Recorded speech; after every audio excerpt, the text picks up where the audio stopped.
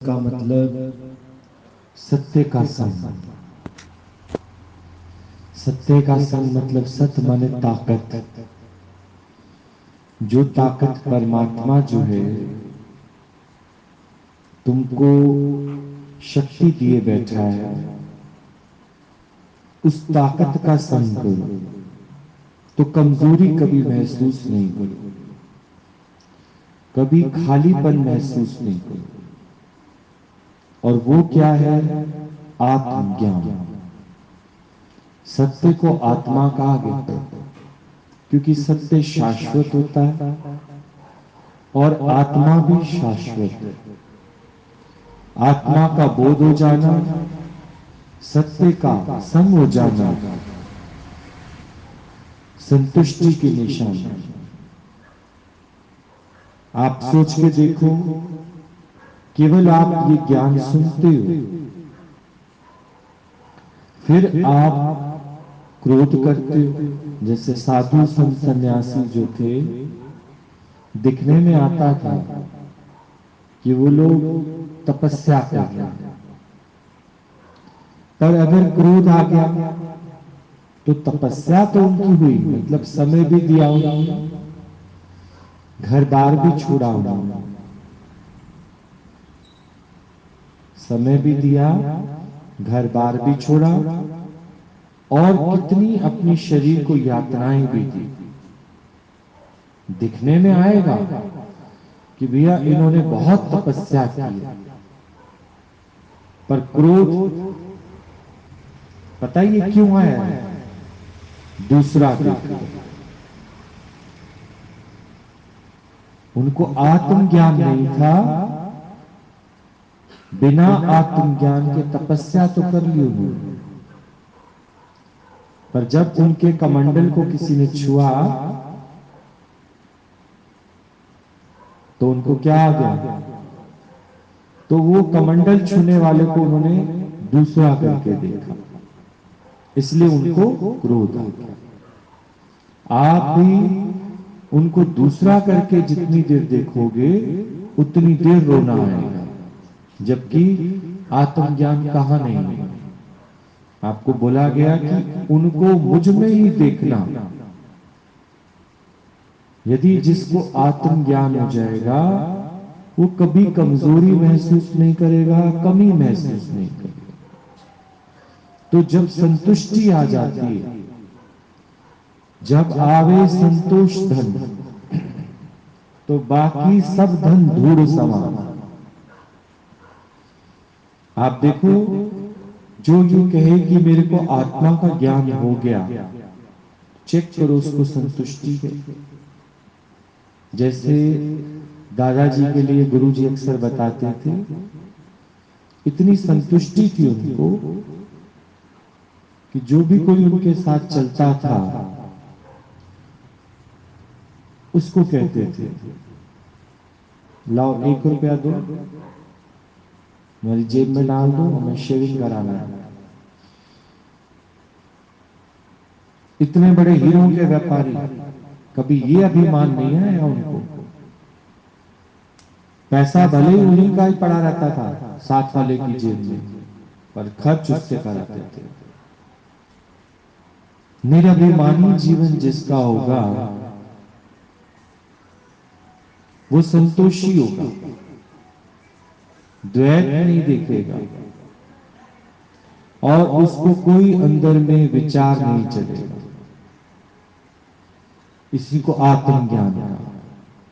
तो जो साथ रहने वाले लोग होते थे वो कहते थे, अरे दादाजी आपके पॉकेट में क्या पैसा डालना, जो साथ जाएगा वो पेमेंट कर देगा अपने आप ही।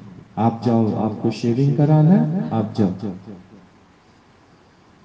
कुछ अपने नाम नहीं रखा उन्होंने, जो आता वो सब इसी कार्य में लगाते जाते, लगाते जाते, लगाते जाते, पर लगाने का अभिमान भी नहीं था उनको, निरभिमान। किसी को अपने जीवन से उन्होंने तंग भी नहीं किया, परेशान भी नहीं किया। आज एक हम ही उदास होके बैठ जाएं घर में, निराश होके बैठ जाएं, क्रोध करके बैठ जाए तो तुम खुद तो डिस्टर्ब हो ही हो, तुमसे और कितने लोग डिस्टर्ब हो जाए। तो वो तपस्या जो बिना आत्मज्ञान के हुए, तुम्हारा द्वैत तो मिटाया ही नहीं उसने। भले ही तुमने कोई वेद पढ़े हो, पूजाएं की हो, पाठ किए हो, पर ये अंदर में चेक करो द्वैत मिटा कि नहीं मिटा। दादा भगवान, गीता भगवान, प्रमिला भगवान, इन्होंने कोई शास्त्र नहीं पढ़े, कोई इन्होंने पूजाएं नहीं की, कोई व्रत नहीं किए, केवल अपने आत्मा के ज्ञान को पक्का किया कि दूसरा कोई नहीं है। तो पांचों विकार कब चले गए पता ही नहीं चला। कितनी तपस्या तुम कर लो, कितनी, पर क्या अपने मन को मोड़ के द्वैत को खत्म किया? ये मन ही तो है जो दूसरा दिखाता है। समय समय पर तुम्हारे अंदर काम भी आ जाएगा, क्रोध भी आ जाएगा, लोभ भी आ जाएगा, मोह भी आ जाएगा, समय समय पर। कब? जब तुमने दूसरा देखा होगा। मोह किससे हुआ? दूसरे से। लोभ किससे हुआ? दूसरे से। काम वासना किसमें जागी? दूसरे से। जब तुम दो की बात करोगे, ये पांच विकार तुम्हारे अंदर प्रकट हो जाएंगे। केवल गुरु से आकर सत्य संग लो बस। सत्य क्या है? आत्मा। असत्य क्या है? जगत। जो संतोषी होगा वो जगत की चाहना नहीं करेगा। उसको इतना दृढ़ वैराग्य होगा कि जगत बदलता है, बदल जाएगा, बदलने वाला है। तो कौन सी चीज मैं मांगू परमात्मा से जो कभी बदले ही ना? तो परमात्मा से परमात्मा को ही मांग ले। बाकी तो सारी वस्तुएं बदलने वाली। तो आप देखो एक समय के बाद बिना आत्मज्ञान के की हुई तपस्या भी दुखदाई होगी। अभिमान सहित हुई। जिसको आत्मज्ञान नहीं है उसका हर कर्म अभिमान से भरा हुआ, और उसके किसी कर्म में उसको संतुष्टि नहीं है। आज भी आप देखो कितना हम जगत को पाने के लिए दौड़ धूप करे जा रहे, करे जा रहे, करे जा रहे। आत्मज्ञान नहीं है तभी तो। और एक आत्मज्ञान हो जाने से तुम सदा ही संतुष्ट होके रहते, कुछ भी पाने की चाहत नहीं रखते तुम, क्योंकि जीवन को ही झूठ करके देखा तो जीने की चाहत भी नहीं रही। इधर भी आत्मा, उधर भी आत्मा। पर जहां तुमने दूसरा करके देखा वहीं तुम्हारे अंदर लहर उत्पन्न हो जाएगी। अब उस लहर में तुम देखो काम भी है, क्रोध भी है, मोह भी है, लोभ भी है, अहंकार भी है। ये सब चीजें तुम्हारे अंदर बनती रहेंगी। एक संतोष आ जाने से, एक संतुष्टि आ जाने से तुम्हारे अंदर कोई लहर नहीं आएगी, कोई जगत की प्राप्ति के लिए भगदड़ नहीं मचेगी। तुम हर समय अपने आत्म आनंद में रहोगे, अपनी मस्ती में मस्त रहोगे। पर कोई ऐसे मिथ्या भाव से कहे कि मुझे आत्मज्ञान हो गया, पर समय आने पर उसको क्रोध भी आ रहा है, समय आने पर उसको लोभ भी हो रहा है, समय आने पर उसके अंदर मोह भी जाग रहा है, तो समझो आत्मज्ञान नहीं है। सीधी सीधी बात है। दूसरा दिख रहा है तो आत्मज्ञान नहीं है, और दूसरा नहीं दिख रहा तो समझो आत्मज्ञान है। नहीं, आपको अगर दूसरा दिखाई दे रहा है तो आत्मज्ञान नहीं है। दूसरा नहीं दिखाई देता, यही आत्मज्ञान। आत्मज्ञान की डेफिनेशन यही है। ओम शांति मतलब जो मैंने अपना आप करके देखा तो मुझे क्या आ गई? शांति आ गई। जो मैंने दूसरा करके देखा, शांति कभी नहीं आई। ओम शांति क्यों बुलवाते हैं बार बार? कि मैंने अपना आप करके देखा तो शांति आई। अपना आप करके नहीं देखा तो शांति नहीं आई। तो शांति संतुष्टि किसमें है? आत्मज्ञान। आत्मज्ञान का मैं बार बार तुमको फिर बता रहा हूं। अगर दूसरा दिखाई देता है, धन, जमीन, मित्र, पति, पत्नी, पुत्र, पौत्र, ये दूसरा भाव है।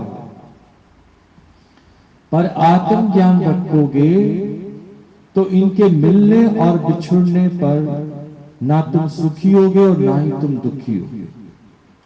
अगर सुख और दुख तुम्हारे अंदर प्रकट होता है तो समझो तपस्या भी अभिमान भरी की है। तपस्या में भी तुमने यही जाना, एक भक्त एक भगवान, द्वैत तो खत्म ही नहीं हुआ। कितनी आरती, पूजा, पाठ, व्रत, नेम कर लो, जब तक द्वैत खत्म नहीं हुआ तुम ऐसे ही दुखी सुखी होते रहोगे, होते रहोगे, होते रहोगे। पर राजा जनक का अष्टावक्र जी ने इतना अभ्यास कराया, इतना अभ्यास कराया, इतना अभ्यास कराया कि उनका द्वैत खत्म करके और आज उनके मुख से ये बुलवाया, मैं संतुष्ट हूं, मैं संतुष्ट हूं, क्योंकि अब मुझे अपने अलावा दूसरा कोई दिखाई नहीं देता जिसका दोष देखकर मेरे अंदर लहर आए। दोष किसका दिखाई देगा? दूसरे का। पर अब मुझे दोष दिखाई नहीं देता, सब मुझे अपना आप ही दिखाई देता है। तभी मुझे समझ आया कि ओम शांति का अर्थ क्या है। जिस दिन मुझे सब अपना आप दिखाई देता है तो कोई लहर अंदर में नहीं आती और मुझे कोई वस्तु प्राप्त ही नहीं करती, क्योंकि मुझसे अलग कुछ हो तो उसको प्राप्त करो। अब तो ये भी विचार अंदर में नहीं आता कि मुझे भगवान की प्राप्ति करनी है। भगवान भी मेरे से अलग नहीं है। जब द्वैत भावना होती है तो तुम ये विचार लाते हो कि भगवान की भी प्राप्ति करनी है। अब तो दूसरा विचार है ही नहीं। सर्वत्र मैं हूं, सर्वव्यापी मैं ही हूं। ओम शांति मतलब एक इतने से शब्द के अंदर शांति शांति। तुमको शांत होना हो तो अगर चलो थोड़ी देर के लिए मान किसी के अंदर आपको दोष दिख रहा है, अपनी डांट लगाओ, सुनते आत्मज्ञान, पर फिर क्या देख रहे हो? दूसरा। उस दूसरा देखने से आपकी शांति भंग हो जाएगी। सुनते आत्मज्ञान, पर फिर क्रोध कर रहे हो तो क्रोध दूसरे पे होता है। इसका मतलब आपको आत्मज्ञान हुआ ही नहीं। आप एक दिन भी सत्संग नहीं लिया। सत्संग का मतलब है सत्य का बोध हो जाना। कई कई साल आप सत्संग में आने के बाद देखो फिर गलती करते हो, फिर भूल करते हो। क्या देख लेते हो? दूसरा। दूसरा देखते ही एकदम परेशानियों से घिर जाते हो। एकदम तुम्हारे अंदर स्वभाव संस्कार उत्पन्न होने लग जाते हैं और एक आत्म ज्ञान से ही तुमको संतुष्टि आ जाती है। दो में कभी संतुष्टि नहीं है। दो में तो हमेशा तुमको कहीं ना कहीं कमी दिखेगी, क्योंकि दो में से जब एक गया तुम्हें उसकी कमी खलेगी। पर क्या कोई एक गया, कोई एक आया? ना कोई आया ना कोई गया। आत्मा शाश्वत है, जाता आता शरीर है, जाता आता शरीर है। तो क्या मुझे देहों से दोस्ती करनी है, देह अभिमान रखना है, या फिर आत्मा में टिक जाना है, आत्मा को ही जानना है, आत्मा का ही निश्चय करना कि सर्वत्र सर्वव्यापी वो आत्मा ही है, जिसको अज्ञान के कारण मैं दूसरा दूसरा करके देख रहा था। तो गुरु ने मेरा अज्ञान दूर किया, सत्य का संग दिया, आत्मज्ञान का बोध कराया। ऐसे तो सिर्फ कह देने से कि 5 विषय 5 विकार निकालो अपने अंदर से, केवल भगवान को भी आप यही बात कहते रहे, विषय विकार मिटाओ, विषय विकार मिटाओ, पाप हरो देवा।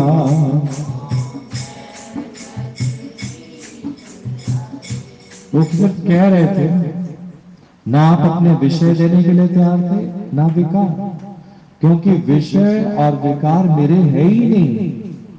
जब तक मैं अपने को देह मान रहा था, ये 5 विषय और 5 विकार चिपके पड़े थे साथ।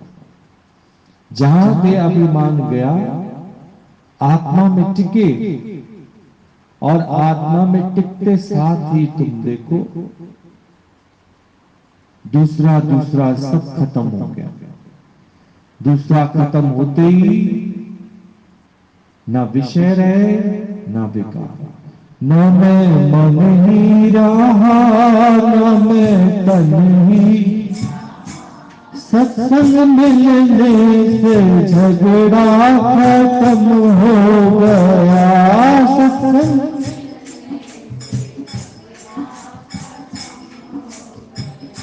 न मैं मन ही रहा न मैं तन ही रहा,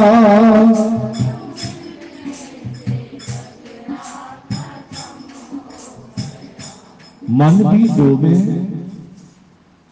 और तन भी 2 दिखाएगा। तो ना मैं मन ही रहा ना मैं तन ही रहा, ऐसा सत्य का संग मिला कि केवल आत्मा ही आत्मा, आत्मा ही आत्मा, आत्म दर्शन हुआ। दूसरी कोई बात आई नहीं। 2 की तो बात ही नहीं करनी। 2 की बात करोगे तो 2 में तो मिलना भी है, बिछुड़ना भी है। 2 में सुख भी है तो दुख भी है। 2 में जन्म भी है तो मृत्यु भी है। संतुष्टि कभी नहीं आएगी 2 में, कभी संतुष्टि। संतुष्टि कहां है? जहां हम एक हो जाते हैं, जहां हमारा विचार गुरु के विचार से मिलके एक हो जाता है, वही संतुष्टि है। पर यहां सुनकर तुम भले हाँ हाँ कर लो, पर अपने अंदर कोई विचार और रख के बैठते हो, संतुष्टि नहीं आएगी। समय समय पर तुम्हारे अंदर से फुरने उठेंगे, द्वैत भावना उठेगी, काम क्रोध मद लोभ अहंकार ये सब उठेंगे। अगर इन सब से मुक्त होना चाहते हो, मोक्ष को प्राप्त होना चाहते हो, तो हे अर्जुन मेरा ये सत्संग ले लो। दादा भगवान का सत्संग, गीता भगवान का सत्संग, मतलब जो सत्य उन्होंने जाना है उस अनुभव को तू अपना ले। जो 10 गुरुओं ने सत्य को पाया है, वो सत्य हम भी पक्का कर। आप देखो जो ये शास्त्र आज लिखे हुए हैं, ये किसी ने अनुभव से लिखे हैं। उसके बाद तो जितने भी टीवी पर गुरु आ रहे हैं, ये सब उन्हीं की वाणियों को बोलते हैं। तो एक बिना देखे बोलता है, एक देख कर बोलता है। जो देख कर बोलता है उसके अनुभव में वो ज्ञान नहीं है, वो फिर दो खड़े कर देता है। पर जो पहले अपने जीवन में उस ज्ञान को लगाता है तो उसके पास अनुभव की वाणी होती है। वो ऐसा लगता है वही संत महात्मा फिर से आ गए और फिर से आकर अपने विषय में अपना अनुभव स्वयं ही बता रहा है। आप अपने विषय में जितना अच्छा स्वयं बता सकते हैं, कोई दूसरा आपके विषय में उतना अच्छा नहीं बता सकता। तो आत्म ज्ञान मतलब अपने विषय में जानना। जो मैं हूं सो तू है, जो तू है सो मैं हूं, दूसरा कोई नहीं है, दूसरा कभी कोई बना ही नहीं।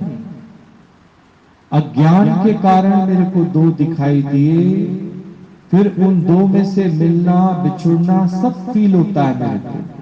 उसके कारण मेरे अंदर वीकनेस आती है, उसी के कारण मेरी आंखें नम होती हैं। पर जब हम हैं ही एक, दूसरा कोई है ही नहीं,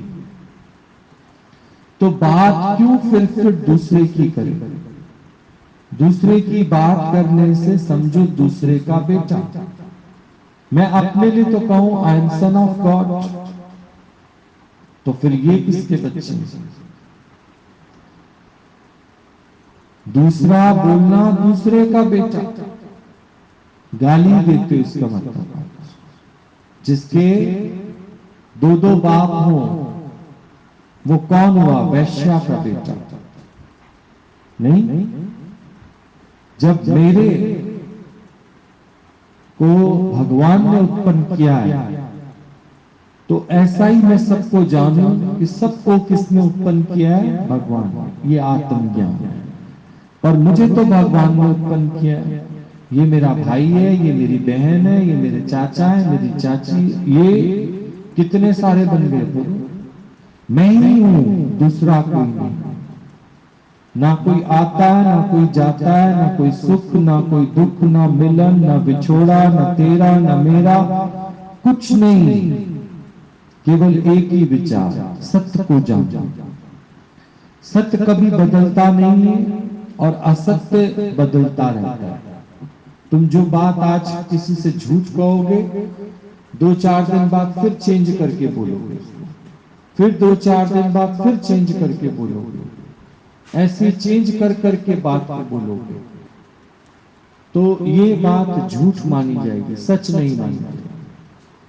और जो बात सच है वो आज भी वही होगी, कल भी वही है, परसों भी वही है, 10 साल बाद भी पूछ लो तो वो सच सच ही रहेगी। पर हम कितना, आप देखो, झूठ में जीते हैं और फिर अपने को भी हम लोग झूठ में जिया कर क्या करते रहते हैं? परेशान करते रहते हैं, दुखी करते रहते हैं और कभी भी स्थिरता में नहीं आ पाते। स्थिरता लानी है तो हे अर्जुन तू सत्य को जान, सत्य को जान, असत्य से मन हटा, तू सत्य को जान। संतोष तभी आएगा तुझे, संतुष्टि तभी आएगी।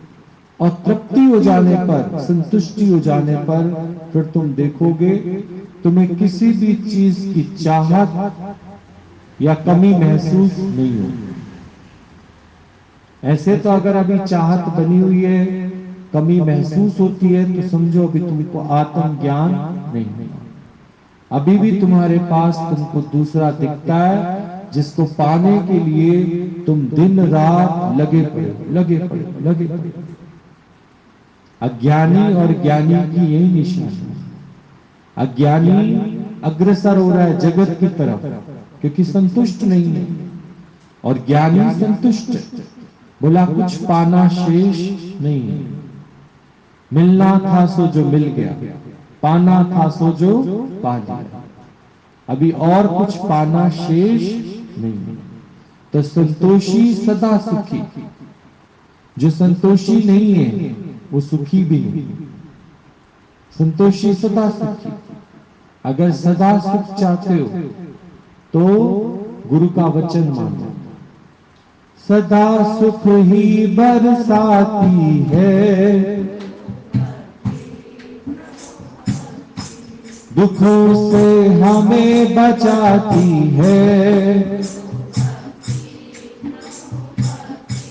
सदा सुख ही बरसाती है, दुखों से हमें बचाती है।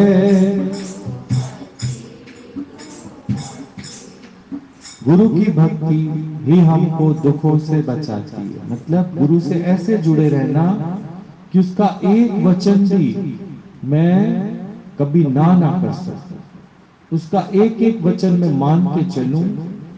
जैसे राजा जनक ने अष्टावक्र की एक एक बात को जब माना तो उसका सारा द्वैत भरम खत्म हो गया। द्वैत भरम खत्म होते ही वो स्थिर हो गया, सत्य को पक्का कर लिया। अब किसी बात का उसको भय नहीं लगता, डर नहीं लगता, और कोई भी चीज को पाने की उसके अंदर चाहत नहीं। वो अपने आप को संतुष्ट महसूस कर रहा है कि मेरे से ज्यादा कोई संतुष्ट नहीं है, और अब मुझे किसी भी बात का शोक नहीं, किसी भी बात का दर्द नहीं, कोई चीज मेरे को पानी शेष नहीं रह गई। जिस काम के लिए मैं आया था वो काम मेरा हो गया। प्रभु पाने के लिए आए थे, और प्रभु का अर्थ है संतुष्टि।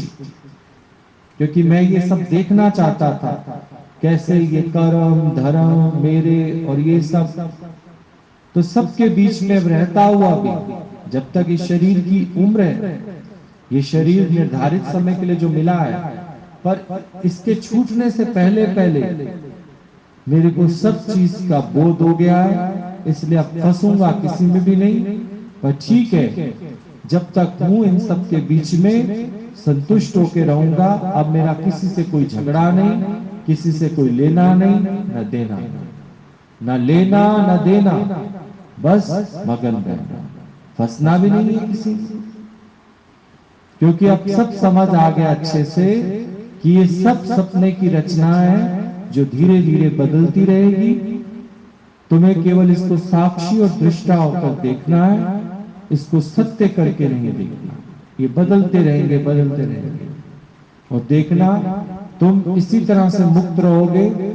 जब रेगुलर तुम इस कक्षा में बैठोगे, तुमको कभी भी असंतोष नहीं आएगा, संतुष्ट होकर रहोगे। जीवन में हालतें आएंगी जाएंगी, आएंगी जाएंगी, आएंगी जाएंगी, पर तुम अपने सत्य पर टिके रहना।